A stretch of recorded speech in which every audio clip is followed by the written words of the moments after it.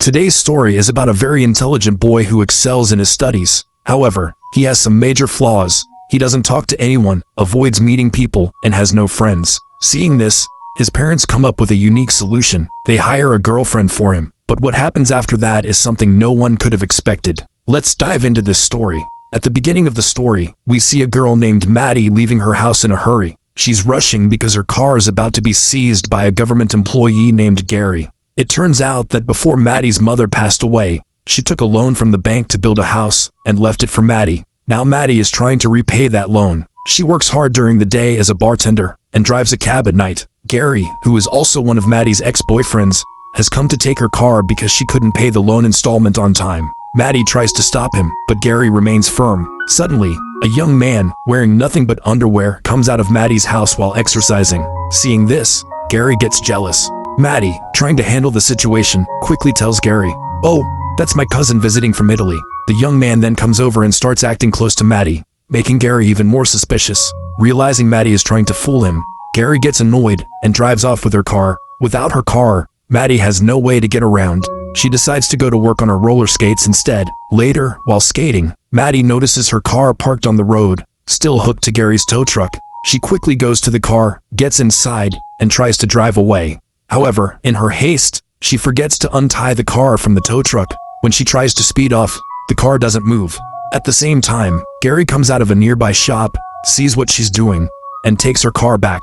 Maddie fails in her attempt to reclaim it. After this, Maddie goes to her friends Sarah and Sarah's husband Jim, and shares her frustration. She tells them about losing her car and her struggles with the bank loan. Sarah tries to help by searching online for second-hand cars for Maddie. But Maddie sighs and says, "I've already checked everywhere. I doubt I'll find anything better." While browsing online, Sarah stumbles upon an unusual ad. A wealthy family is looking for a girl aged 20 to 25 to be their shy 19-year-old son's girlfriend. The ad mentions that the boy is very intelligent, but struggles with socializing and doesn't have any friends. In return, the family is offering a brand new car as a gift to the girl who can help him overcome his fears and gain confidence. At first, Maddie hesitates because she feels she might be too old for the boy. But after discussing it with Sarah and Jim, she decides to give it a shot. She needs the car desperately, and this might be her only chance. We then see Maddie skating her way to the wealthy family's house. She meets the boy's parents, who explain their situation. They tell her, "Our son Percy is 19 years old and extremely smart, but he doesn't talk to anyone, never goes out, and avoids girls completely. He's scared of things like smoking, partying, or even casual conversations. In his free time, all he does is watch short videos on his phone.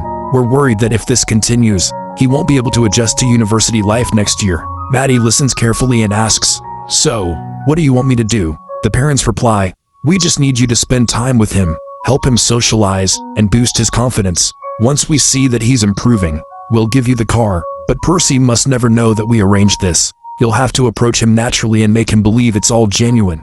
Maddie agrees to the deal and heads to the shop where Percy works part-time. Wearing a striking red dress, she tries to catch his attention by pretending to adopt a dog. Maddie flirts and tries to impress Percy, but he doesn't fall for her charm. Instead, he becomes visibly nervous. Not giving up, Maddie says, "Why don't I drop you off at your house today?" Percy hesitates and declines, but Maddie insists, picking up his bicycle and putting it in her van. With no other option, Percy reluctantly agrees to go with her. As they drive, Maddie jokingly says, "What if I kidnap you instead of taking you home?" She then steers the car toward her own house instead of Percy's. So Percy gets scared, and as soon as the car stops, he sprays pepper spray on Maddie's face. Maddie gets out of the car and says, "I was just joking with you. If I had kidnapped you, why would I bring you to my house?" Hearing this, Percy realizes he made a mistake. To make up for it, he gives Maddie a bath using the garden hose, washing off the spray. At the same time, he agrees to go on a date with her that evening. Later, we see Maddie waiting for Percy at a club. After some time, Percy shows up, but everyone starts laughing because he's wearing a formal coat with shorts instead of pants. Maddie, however, praises his unique style to make him feel comfortable.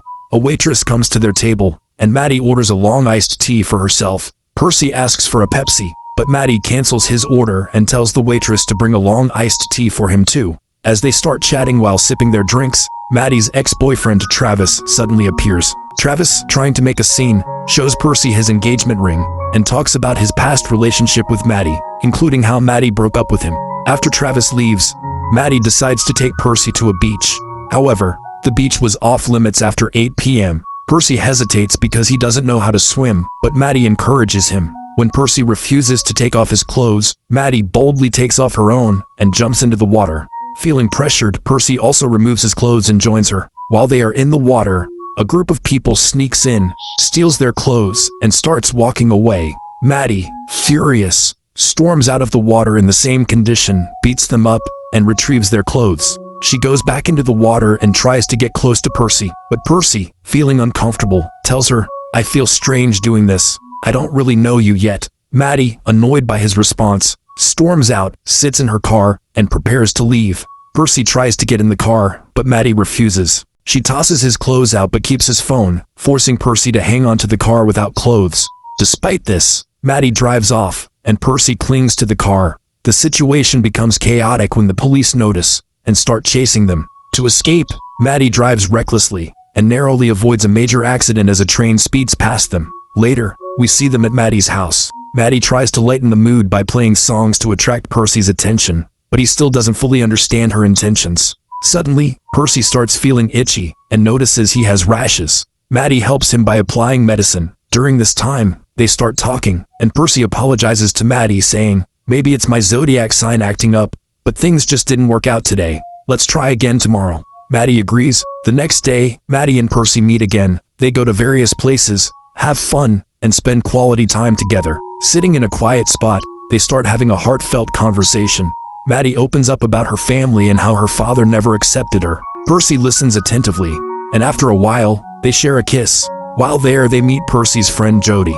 Jody and Maddie chat for a bit, but when Percy steps away, Jody warns Maddie saying, "What are you doing with him? He's just a kid. I know girls like you. Don't think his parents' money is his. If anything happens to Percy because of you, I won't let it slide."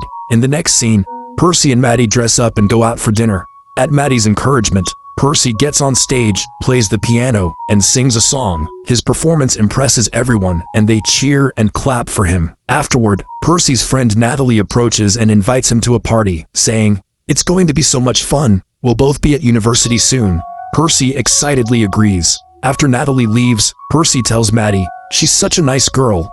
We'll go to the party together, and I'll also get my driving license." Percy, with a smile, tells Maddie, "I'm getting a license so I can drive myself on weekends and come to meet you." It was clear from his expression that Percy was getting deeply attached to Maddie, and Maddie was starting to realize this as well. After dinner, the two leave the restaurant, and in the car, Percy starts drinking. He suddenly confesses to Maddie, "I'm ready for you now. I've fallen in love with you, and I want to get intimate with you." Maddie, trying to handle the situation, says, "You've had a drink, and in this state, you won't enjoy your first time. Let's save it for another day." But deep inside, Maddie feels terrible. She remembers the deal she had with Percy's parents, that she's only with him because of an agreement.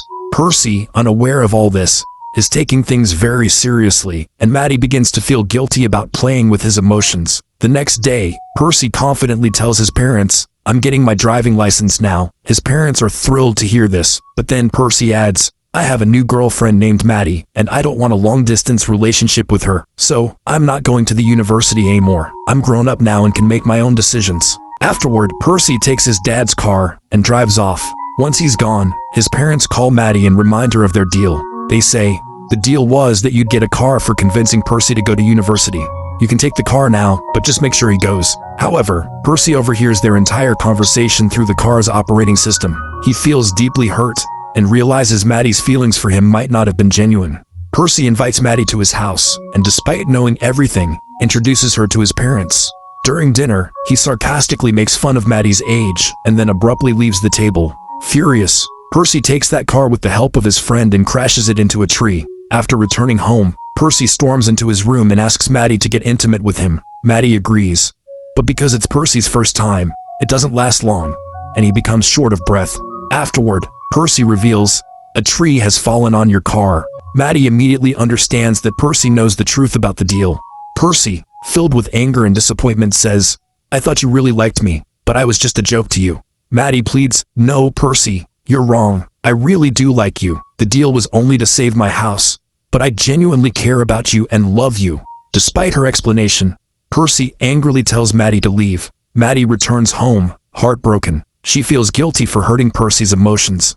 While Percy goes back to his old habits, playing games and watching short videos. One day, Maddie gathers the courage to meet Percy again. She tells him, "Our friendship was real. I'm truly sorry, and I've been cursing myself for what I did to you." Maddie follows him, trying to convince him, but Percy is still angry and refuses to listen. He gets into his car, but Maddie doesn't give up. She stands in front of the car, blocking his way. Maddie pleads, "I just want to talk to you." Percy coldly responds, "I don't care about you anymore. Leave me alone," and starts driving. As Percy drives toward the beach, Maddie clings to the car, shouting for him to stop.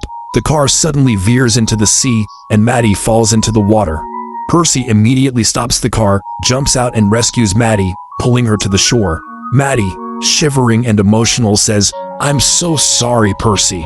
This time, Percy breaks down and hugs Maddie tightly, forgiving her as they both cry. In the final scene, Percy is seen packing his bags and getting ready to leave for university. He bids goodbye to his parents and steps outside. To his surprise, Maddie is standing there with a playful smile, asking, "Does anyone need a cab?" They both laugh, and the story ends on a sweet and happy note, filled with romance and fun. If you enjoyed the story, don't forget to like the video and subscribe to the channel for more funny and heartwarming stories.